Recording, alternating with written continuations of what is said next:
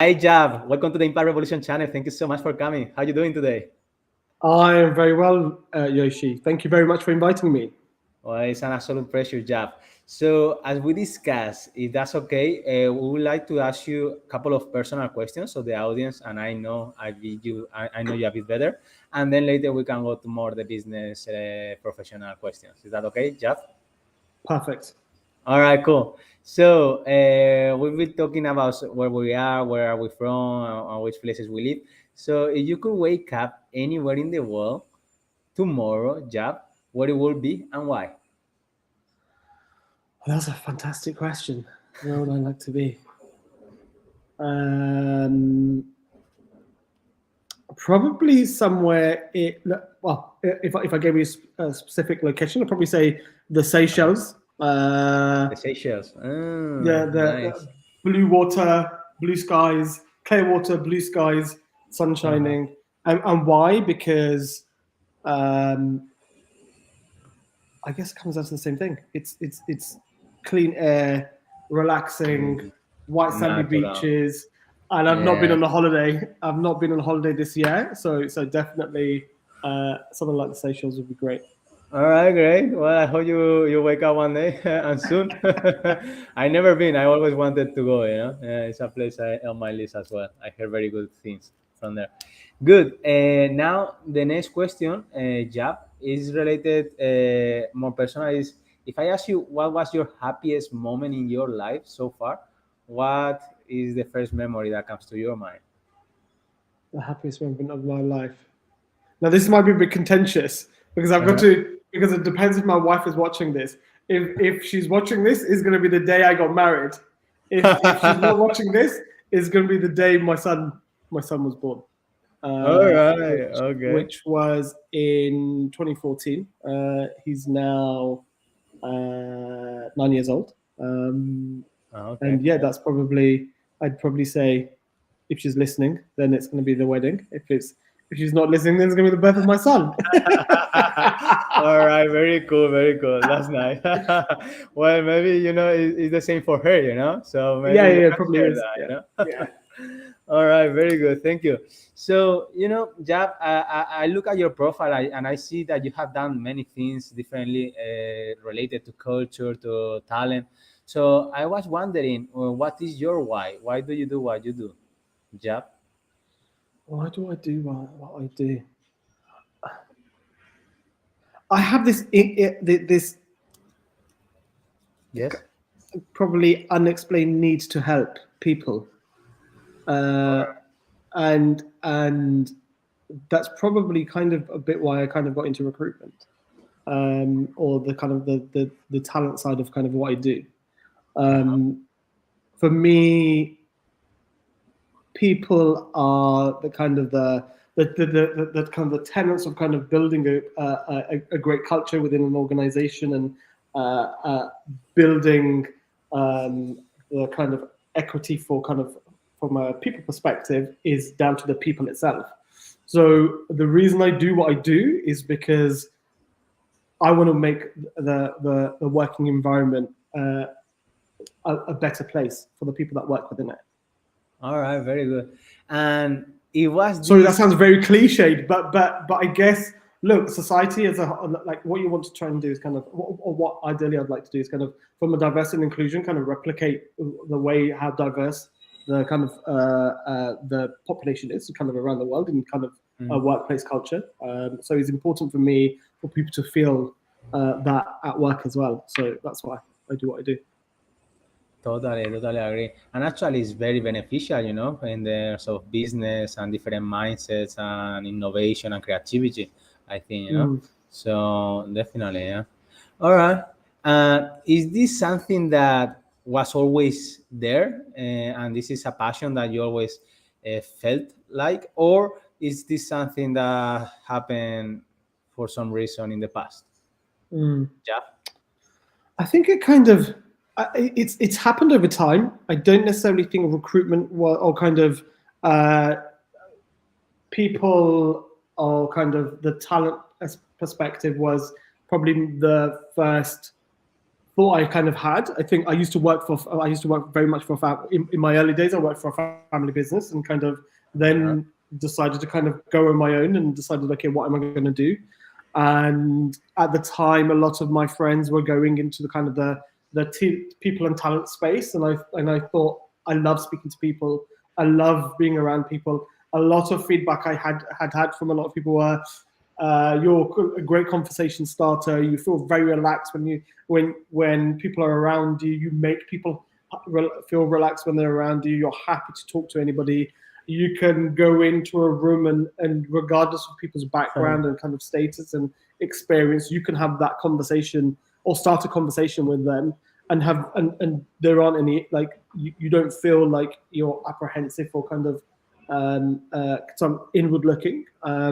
So I don't think it was a natural thing. I think it just came over time. It came over time. But then as soon as I got into the kind of people and talent industry, it became a bit of a natural thing for me. Like I draw power and energy from speaking to people and finding out about them and understanding what they do and what makes them tick and why they want to try and create what they're trying to create. All right, very good, great.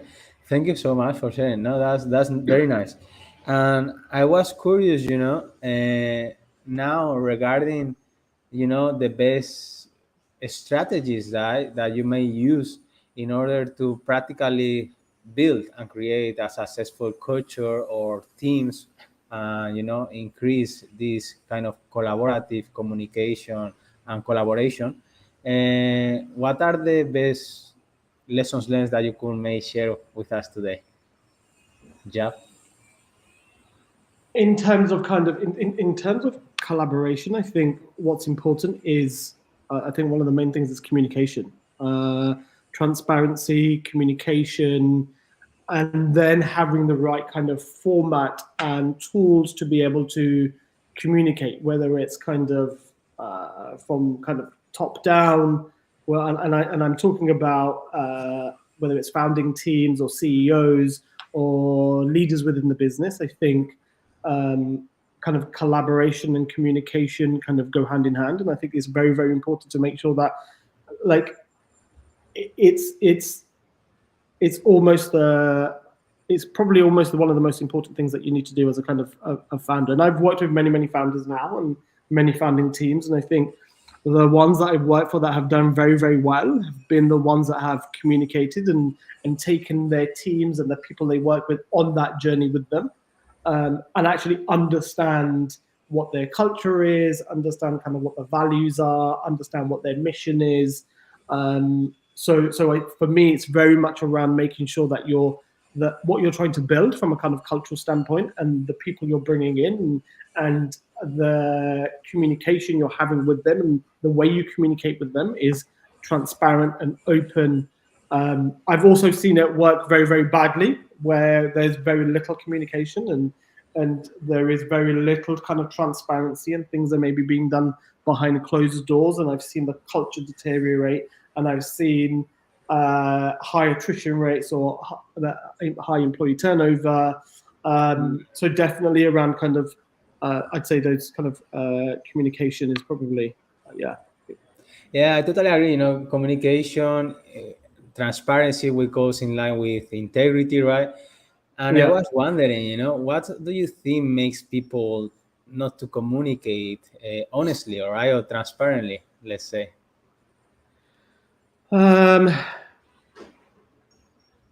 I think probably what stops it, like what's stopping. What do you wait, explain to me what you mean by what's stopping it? Yeah, so in an ideal world, right? In an ideal business, as you say, is this clear that it's good to have an open communication where there is Hmm. trust, where there is transparency, integrity from both sides, right? From Yeah. the founders and from the employees. So, but you have stated, and is the reality that in many businesses is actually the opposite, right? So Yeah. Yeah. they don't have trust, they hide things. So I was wondering, what do you think make some founders or some people or some employers Yeah. to do that? So let's look at that. Let's look at founders and kind of founding teams. sometimes Sure. what can happen is, and I'm just focusing back on my previous experiences. Generally, from a founders or a founding team perspective, what generally ends up happening is they don't know how to communicate. They don't. They're a first-time founder. Maybe they are. They've maybe come from a role previously where they may have not needed to kind of communicate, or necessarily been in that position where they've needed to communicate their what their understanding of the product is, or kind of what their cultural kind of values is. And I think one of the things that founders have not done that they probably need to do more of is actually getting some support and getting some guidance, and whether that's kind of mentoring or whether it's through their network or coaching. It can that can stifle their kind of understanding of how to communicate. I also think that the way communication, the way the communication is delivered, or the message they're trying to deliver is being delivered, can be is maybe not being delivered in the right way. And I'll give an example. Totally. I've read articles where founders have made redundancies or gone through a redundancy process, and they've created did it through Zoom, and there's been no either follow-up communication, or there's been a lack of communication in terms of kind of why they're doing it and kind of what's going on. It's been delivered very, very poorly. And there's a kind of a lack of empathy, and there's a lack of understanding, and the impact it kind of has. And I've also seen it done very, very well, where founders have had to deliver a message, and maybe they have a comms person who's able to kind of write the communication for them. They've had some coaching around how to deliver a message. So I think that's also, I think, there are tools that can be used that can benefit team, like individuals and kind of teams. And I think whether you do it, communicate collectively or on an individual basis, I think whether you're giving good news or bad news, I think you do really need to think about what's the outcome you're trying to achieve. What's the kind of, what do you want the individual delivering the message to? What do you want their what do you want their response to be? And then you need to work on kind of, what do you expect the follow-up's going to be? What do you think a kind of a follow-up question is going to be? So you're ready. So you understand. So you understand.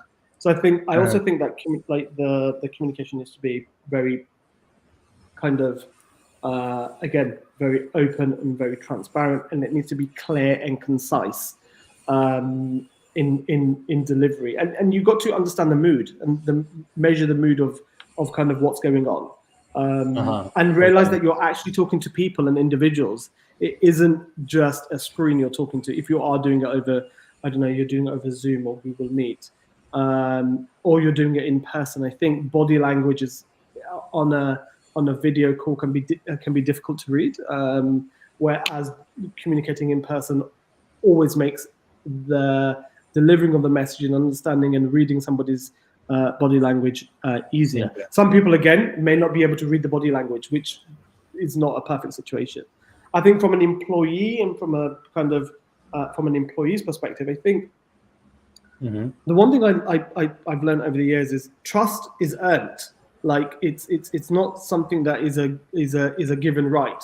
Trust is earned, and I think you can lose the trust very, very quickly, but to earn that trust in the beginning is very, very difficult. So you need to, in some cases, you may need to over communicate. You may need to tell people what you're doing, what's going on, regular stand-ups. Maybe you're doing a town hall. Maybe you're doing like wash-ups after meetings. Like you need to, there needs to be some litmus test in terms of how people are receiving the message and whether they are on the journey that either the business is on or the founder's on.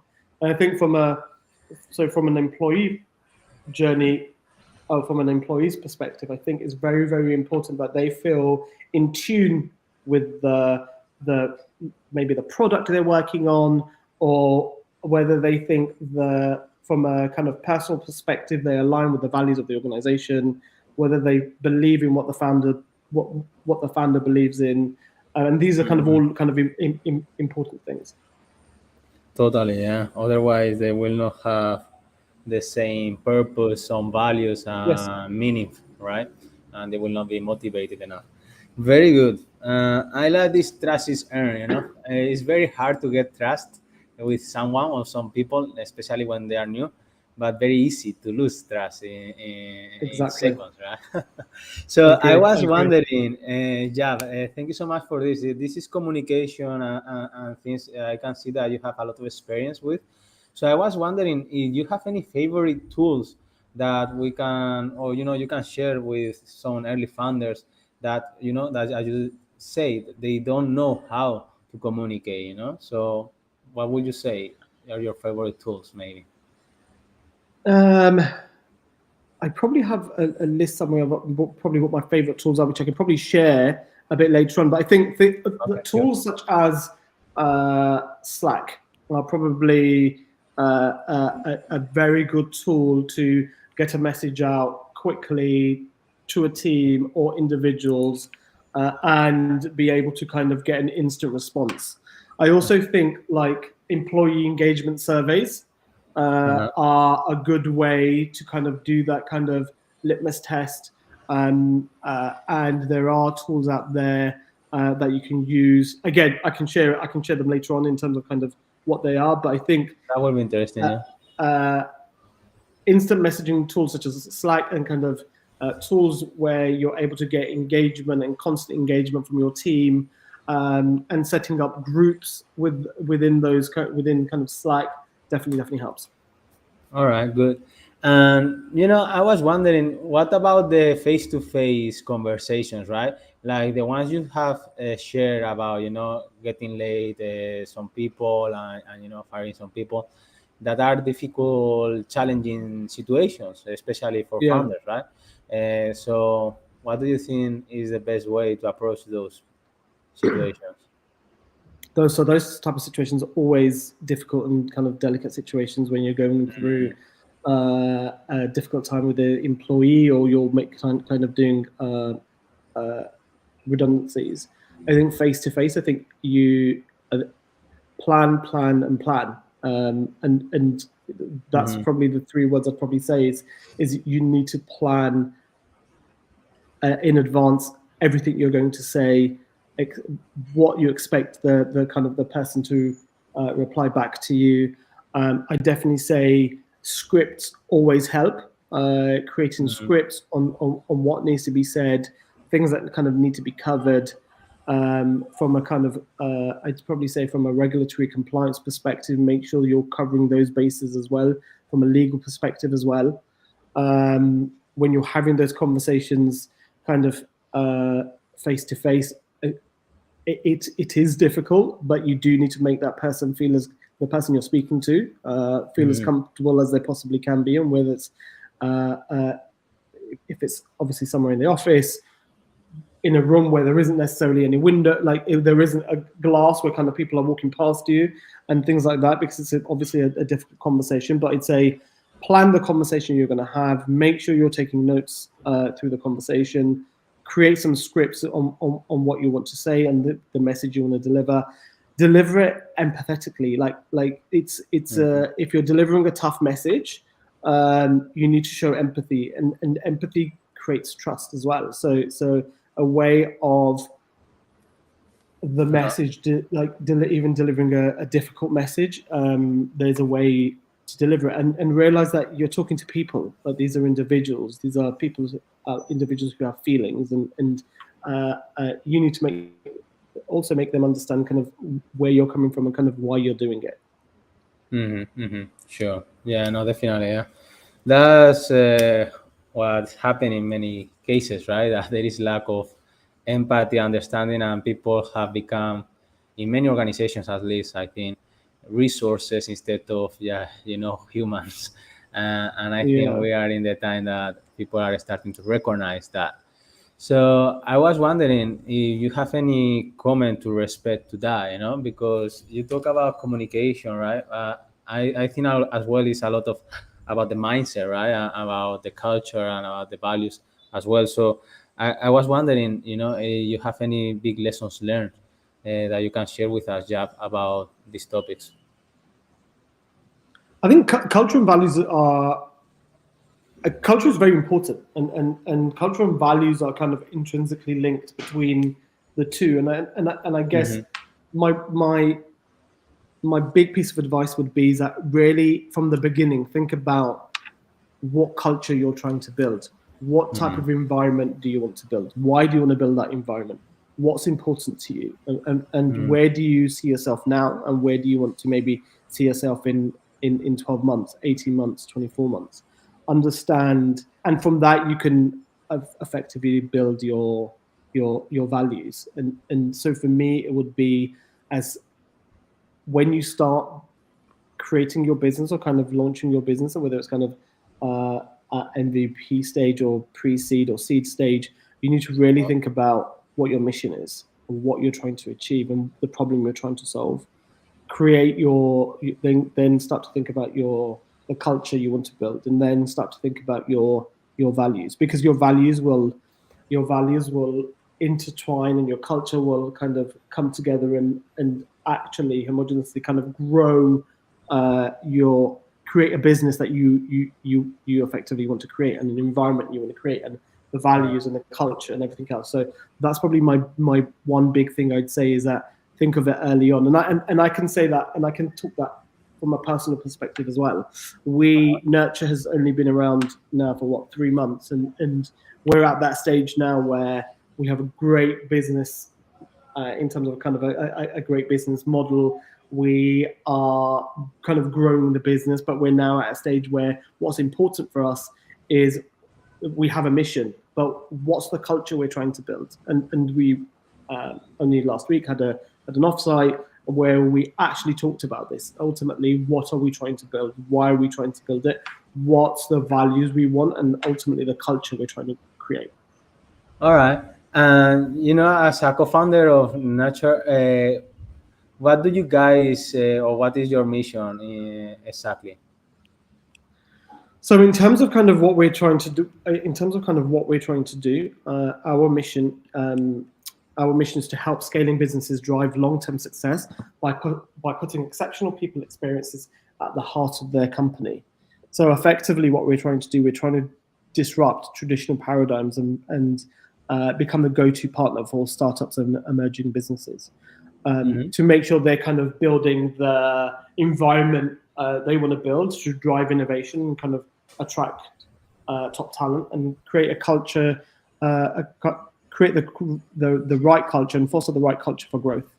It's All right. effectively what we're trying to do is we're redefining how startups approach their people and talent strategy. Okay, very good. And how do you guys do that? There is a number of ways we do this. Generally, we do this through we have a module setting. So the way we create it, or the way we created it, is depending on your kind of your size and your stage. Mm-hmm. We do that through um, uh, a number of ways, and I can quickly talk you through what we do. So we do it from a cultural perspective, we do it from a talent perspective, we do it from a tooling perspective, and we do it from a kind of a process perspective. We look at what we do is Uh-huh. we look at a number of things within your business, and we look at your kind of your talent acquisition and your hiring. We look at your kind of HR and kind of talent ops, employee experience. We look at how you're creating your diversity, equity, inclusion strategy. We look at benefits and compensation, and then policies, kind of handbooks and kind of contracts. And within those kind of six core areas, there are many things that kind of cascade into that, whether it's Sure. kind of um, uh, recruitment and selection, or whether it's kind of options plans, or employee health and well-being, organizational design, or change management, or whether that is crisis management, or we're looking at DEI across the whole organization, or putting together their strategy. So Sure. it's wide Very ranging. holistic approach, Yeah. I can say, Jab. Okay, very good. You know, we have 5 minutes left. Thank you so much so far, Jab. I No was worries. wondering if there is anything else that we haven't covered so far that you would like to share with us. Um, no, not really. I think we've covered. We've managed in the 25 minutes we've been speaking. I feel like we've covered quite a lot. But I think Yes, for like sure. in terms of um, some advice I'd probably give to founders and uh, uh, founding teams is Yes. ask ask for help. Mm, I see a lot of founders, and I see a lot of um, founding teams who struggle in the early mm, days, and they don't know where to go to, or they don't know who to speak to.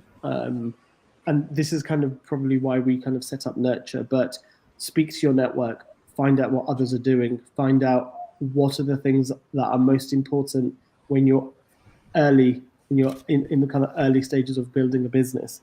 Um, mm, I mean, I can give you some quick statistics in terms of this is kind of some data I kind of pulled together, but in terms of kind of especially in the UK, 80% of all startups fail due to HR and people related issues. And these are for something which is very important for startups. Like there are many startups that fail because they just don't think about what they're trying to do. It's very tough at the moment.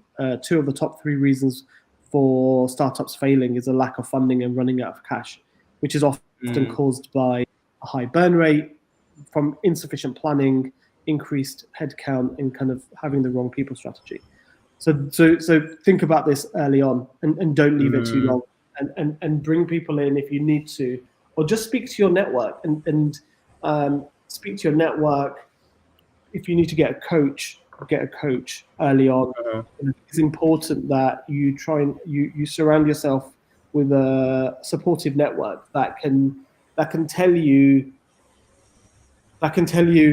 when you need to do things and when things are not going right, and don't be scared to make mistakes, but try not to make those mistakes twice because it can be quite costly. yeah, that's a good point. Yeah. Very good. Yeah. Thank you so much. I think that last advice was very powerful, you know, and it's impressive about the numbers, right? Yeah, Everything could be solved, or many things could be solved if there was some planning and some, mentoring or coaching or training in advance, right? Yeah. yeah, I agree. Uh, and what do you think? I was wondering, why do founders or founding teams, do you think they don't do that? Is that because they are not aware of that need, or what do you think? I think Oh, there's a number of reasons. I think some founders think they can do everything, yeah, and I think they it's the quickly ego realize thing that they as well. yeah, I think they quickly realize they can't, and then something has to drop by the wayside, and it generally is the kind of people and talent um, kind of Mm, strategy part of kind of what they're effectively trying to build.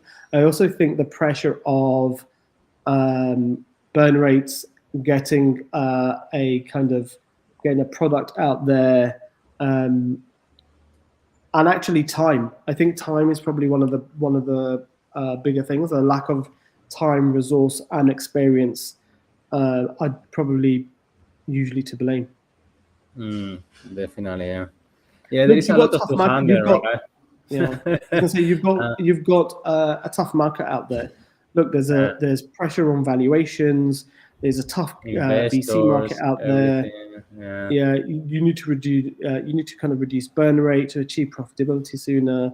Like founding teams have even less bandwidth to kind of focus on their kind of people and talent strategy. So I think definitely, yeah, get some outside help or use your network. Uh, You're not always necessarily going to have the money to do that, but you definitely use your network. Definitely, I like it. Thank you so much. We are in the end, and I just wanted to ask you a last question, one of my favorites. Yes. If you could leave a big message to the whole world, Jab, what would you leave? So one message I could do: treat people fairly. Mm, Okay, great. And the Thank you. reason I say that Yes. is I Uh-huh. am a huge believer of justice, equity, diversity, and inclusion. And I think to build an equitable society, you have to treat people fairly. Mm-hmm. Totally, totally. Actually, you remind me to my last messages yesterday, where it was about being more kind. Can we be more kind to people, to other Yeah, people? Even if we don't know them, it doesn't matter. yeah, It's a big reflection, right? Because that's natural in us. It's supposed to be. exactly. Wow. Yeah. Very good. Thank you so much, Jab. I love it. I love the time. And I don't know if you Thank you have very anything much. else Thanks for having me. to. Yeah. Thank you to you. I don't know if there is anything else you want to share, or we No, call it that's it. up Thank you. for now. Thank you so much, Jab. Take care, mate. We talk Thank soon. you. Bye bye. Bye. Bye Bye. bye. Bye.